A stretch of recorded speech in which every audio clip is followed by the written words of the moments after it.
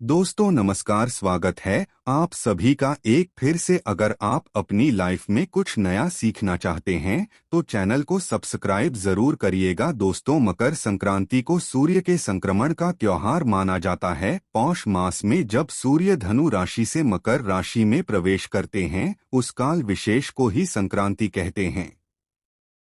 हिंदू धर्म में सूर्य देव को प्रत्यक्ष देव कहा गया है, जो प्रतिदिन साक्षात दर्शन देकर सारे जगत में ऊर्जा का संचार करते हैं। ज्योतिष में सूर्य को नवग्रहों का स्वामी कहा जाता है। मान्यता है कि सूर्य अपनी नियमित गति से राशि परिवर्तन करता है। सूर्य के इसी राशि परिवर्तन को संक्रांति कहा जाता है। इस तरह साल में 12 संक्रांति तिथियां पड़ती है, जिनमें से मकर संक्रांति सबसे महत्वपूर्ण है। दोस्तों, इस पर्व के साथ ही करीब एक महीने से जारी खरमास समाप्त होता है और रुके हुए सभी शुभ कार्य एक बार फिर से शुरू हो जाते हैं। मकर संक्रांति साल का पहला पर्व होता है और यही एक पर्व है जिसे पूरे भारत में किसी न किसी रूप में जरूर मनाया जाता है। भारत में अलग अलग राज्यों में भिन्न प्रकार के लोग अलग अलग बोलियां बोलते हैं। उनके सांस्कृतिक रीति रिवाजों के अनुसार ही मकर संक्रांति का पर्व विभिन्न नामों से जाना जाता है और इसके मनाने के तरीके भी थोड़े बहुत अलग होते हैं। उत्तर भारत में इसे मकर संक्रांति या संक्रांति, उत्तरायण, खिचड़ी संक्रांति हरियाणा और पंजाब में इसे लोहड़ी के नाम से जानते हैं। इस दिन दक्षिण भारत में पोंगल उत्सव मनाया जाता है तो पूर्वोत्तर में देवों की धूम होती है। ज्योतिष शास्त्र के अनुसार मकर संक्रांति का यह शुभ पर्व सूर्य देव और शनि देव को समर्पित होता है। इस दिन शनि भगवान की विधि विधान से उपासना करने से व्यक्ति के सभी कष्ट नष्ट हो जाते हैं। इस दिन गंगा स्नान, व्रत, दान, पूजा आदि करने का विशेष महत्व होता है। मकर संक्रांति दिन से ही सूर्य दक्षिणायन से उत्तरायण हो जाते हैं। यह ऋतु में परिवर्तन का भी प्रतीक है और साथ ही शुभ कार्य का आरंभ होने का भी संकेत देता है। मकर संक्रांति के दिन से ही देवताओं के दिनों की गणना भी की जाती है। सूर्य दक्षिणायन रहते हैं तो उस अवधि को देवताओं की रात्रि के रूप में माना जाता है और जब सूर्य 6 माह के लिए उत्तरायण हो जाते हैं तो उस समय से देवताओं का दिन प्रारंभ हो जाता है और उसी समय से सारे शुभ कार्य भी प्रारंभ किए जाते हैं। महाभारत की कथा के अनुसार इस दिन भीष्म पितामह ने अपना देह त्याग दिया था।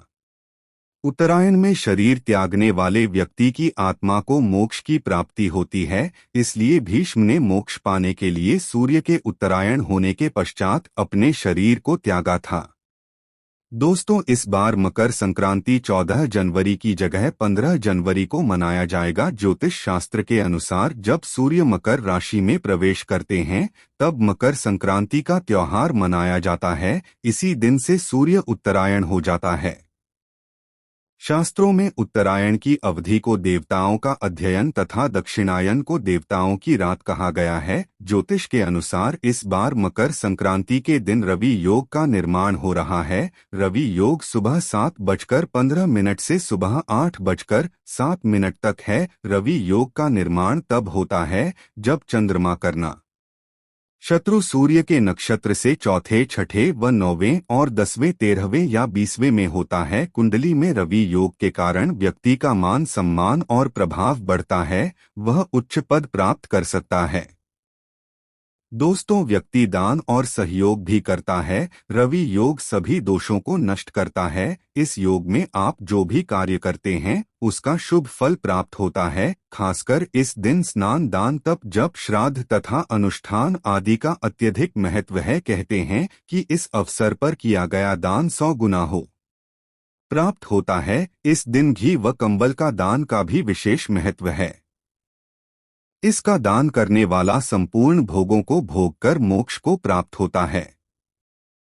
दोस्तों, मकर संक्रांति के दिन कुछ खास सरल उपायों को करके आप अपना भाग्य प्रबल कर सकते हैं। सूर्य भगवान को प्रसन्न करके समस्त पापों का नाश कर सकते हैं। आगे बढ़ने से पहले अगर आपने अभी तक हमारे चैनल को सब्सक्राइब नहीं किया है तो चैनल को सब्सक्राइब करके बेल आइकन जरूर दबाएगा। सच्चे हृदय से कमेंट बॉक्स में लिखना ना भूलें। सूर्यदेव। दोस्तों, मकर संक्रांति के दिन घर के सभी सदस्यों को ब्रह्मा मुहूर्त में जागना चाहिए। इस दिन तिल के जल से स्नान बहुत ही शुभ फलदायी माना जाता है। स्नान से पूर्व तिल के तेल से मालिश जरूर करें। तिल का उपटन लगाने से समस्त पाप नष्ट हो जाते हैं। स्नान उपरांत स्वच्छ वस्त्र धारण करें और उसके बाद सूर्य देव को अर्घ्य जरूर दें। सूर्य देव को अर्घ्य देते समय कलश में थोड़े से तेल अवश्य डालें। फिर पूर्व दिशा की ओर मुख करके कुश के आसन पर बैठकर रुद्राक्ष की माला से इस मंत्र का जाप करें। मंत्र है ओम आदित्य महेश दिवाकर आय धीमहि तन्नो सूर्य प्रचोदयात्। कम से कम 5 माला जाप अवश्य करें। इस मंत्र का जाप करने से जीवन की हर परेशानी दूर हो जाएगी। इस दिन मां सरस्वती को नई किताब, कॉपी, पेन, फल फूल, नए वस्त्र भी चढ़ाए जाते हैं। मकर संक्रांति के दिन आप दिल से मिश्रित भोजन करें। इस दिन लोग घरों में खिचड़ी बनाकर भी खाते हैं और घरों में तिल और गुड़ के पकवान भी बनते हैं। पितरों की शांति हेतु जल से भरे हुए लोटे में काले तिल डालकर तर्पण करें। मकर संक्रांति के दिन ही राजा भागीरथ ने अपने पितरों की आत्माओं की शांति के लिए उनका तर्पण किया था। मकर संक्रांति के दिन गोल्ड और कच्चे चावल बहते हुए जल में प्रभावित करना शुभ रहता है। अगर सूर्य देव को प्रसन्न करना हो तो पके हुए चावल में गुड़ और दूध मिलाकर खाना चाहिए। ये उपाय करने से भी सूर्य देव प्रसन्न होते हैं और शुभ फल प्रदान करते हैं। मकर संक्रांति के दिन दान का भी विशेष महत्व बताया गया है। शास्त्रों के अनुसार इस दिन किए गए दान का अनंत गुना फल प्राप्त होता है। इस दिन चावल, तेल, चूहा, गांव, सोना, चांदी, वस्त्र इत्यादि का दान करने का रिवाज है। मकर संक्रांति के दिन के दान महादान की श्रेणी में कहा जाता है। इस दिन किए गए दान से महापुण्य की प्राप्ति होती है। मकर संक्रांति के दिन गरीबों को यथासंभव भोजन करवाएं। इससे कभी भी आपके घर में अन्न और धन की कमी नहीं होगी। विष्णु धर्म सूत्र के अनुसार इस दिन तेल का अधिक से अधिक उपयोग करना चाहिए। इसको लेकर एक पौराणिक कथा श्रीमद् भागवत और श्री देवी भागवत पुराण में वर्णित है। दोस्तों, सूर्य देव का परिवार काफी बड़ा है। उनकी संख्या और छाया नाम की 2 पत्नियां और 10 संतानें हैं, जिसमें से यमराज और शनि देव जैसे पुत्र और यमुना जैसी बेटियां शामिल है। दोस्तों, मनुस्मृति के रचयिता बेबस मत मनु भी सूर्य पुत्र ही है। कथा के अनुसार शनि महाराज का अपने पिता से बैर भाव था, क्योंकि सूर्य देव ने उनकी माता छाया को अपनी दूसरी पत्नी संध्या के पुत्र यमराज से भेदभाव करते देख लिया था। नाराज होकर सूर्य देव ने छाया और उनके पुत्र शनि को अपने से अलग कर दिया। इससे शनि और छाया ने क्रोधित होकर सूर्य देव को कुष्ठ रोग होने का श्राप दे दिया। पिता सूर्य देव को कुष्ठ रोग से पीढ़ी देखकर यमराज जी ने तपस्या की। यमराज की तपस्या से सूर्य देव कुष्ठ रोग से मुक्त हो गए। शनि महाराज और छाया के व्यवहार से क्रोधित होकर सूर्य देव ने शनि महाराज के घर कुंभ, जिसको शनि की राशि भी माना जाता है, उसको जला दिया। इससे शनि और उनकी माता छाया को अत्यंत कष्ट भोगना पड़ा। यमराज ने अपनी सौतेली माता और भाई शनि को कष्ट में देखकर उनके कल्याण के लिए पिता सूर्य को काफी समझाया। यमराज की विनती पर सूर्यदेव शनि के घर गए और उन्होंने देखा वहां पर सब कुछ जला हुआ था। उस समय शनिदेव के पास स्टील के अलावा कुछ भी नहीं बचा था, इसलिए उन्होंने काले तिल से सूर्य देव की पूजा की। पूजा से प्रसन्न होकर सूर्य देव ने शनि को आशीर्वाद दिया कि शनि की राशि मकर में जब जब मेरा आना होगा मैं शनि के घर को अन्न धन से भर दूंगा। तो तेल के कारण ही शनि को उनका वैभव फिर से प्राप्त हुआ था, इसलिए शनिदेव को तेल प्रिय है। इस घटना के बाद से मकर संक्रांति पर तिल से सूर्य और शनि की पूजा का नियम शुरू हुआ था।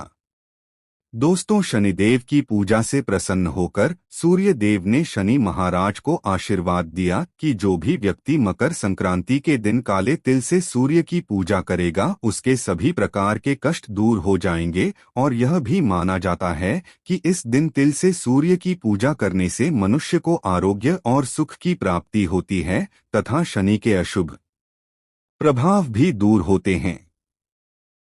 दोस्तों, मकर संक्रांति के दिन इनको चीजों का ध्यान अवश्य रखें। वैसे तो जो लोग इस दिन व्रत रखते हैं वे सभी नियमों का पालन तो करते ही हैं, मगर जो लोग व्रत नहीं रखते हैं उन्हें भी स्नान और पूजा करने से पहले भोजन कभी भी नहीं करना चाहिए। सूर्यदेव को अर्घ्य देने के बाद ही कुछ भी आप खाए या पिए। इस दिन किसी गरीब भिखारी जरूरतमंद को घर से खाली हाथ भेजने की गलती ना करें।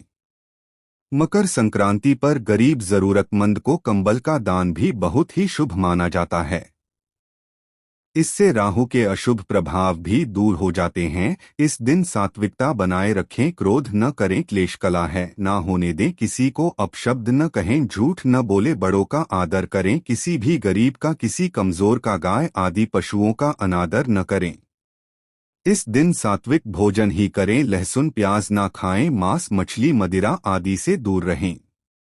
इस दिन सोने चांदी जैसी चीजों की खरीदारी करना बहुत ही फलदायक माना जाता है, मंगलकारी माना जाता है। विशेष रूप से आप इस दिन मां लक्ष्मी के चरण पादुका घर पर लाएं, कमल गट्टे की माला लाएं, उन्हें लाल चुनरी चढ़ाएं, लाल सुपारी इलायची चढ़ाएं। मां लक्ष्मी को प्रसन्न करने के लिए मकर संक्रांति के दिन आप अपने घर में मीठे व्यंजन अवश्य बनाएं और उन्हें अर्पित कर दें।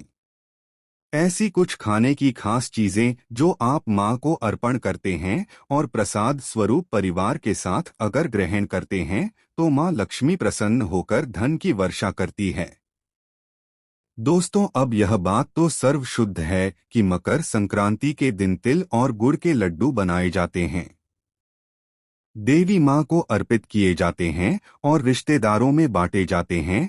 तो तिल गुड़ के लड्डू आप महालक्ष्मी को जरूर अर्पित करें। इस दिन अभिजीत मुहूर्त दोपहर 12:09 से लेकर दोपहर 12:52 तक रहेगा। इस अभिजीत मुहूर्त में तिल गुड़ के लड्डू का प्रसाद परिवार के साथ खाएं और रिश्तेदारों में बांटें। इससे महालक्ष्मी की कृपा से धन की प्राप्ति में सुलभता आती है। आपकी तिजोरी में साल भर धन का आगमन होता रहता है। आपकी नौकरी व्यवसाय में अगर दिक्कतें आती हैं, खूब मेहनत करने के बाद भी कुछ ना कुछ अड़चनें आती रहती है, तो इस उपाय से वह सभी परेशानी दूर हो जाएंगी। व्यापार में तरक्की होगी, क्योंकि तिल गुड़ का इस दिन सेवन करना, दान करना बेहद ही शुभ माना गया है।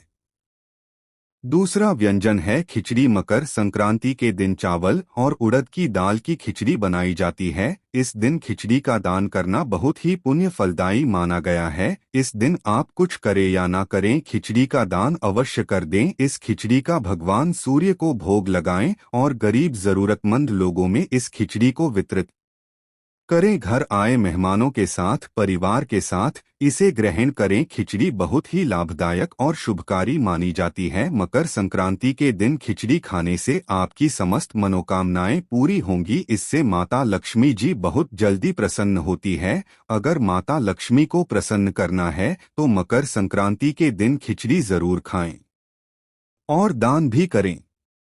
इससे सूर्य देवता भी प्रसन्न हो जाते हैं और शनि के दोषों से मुक्ति मिल जाती है।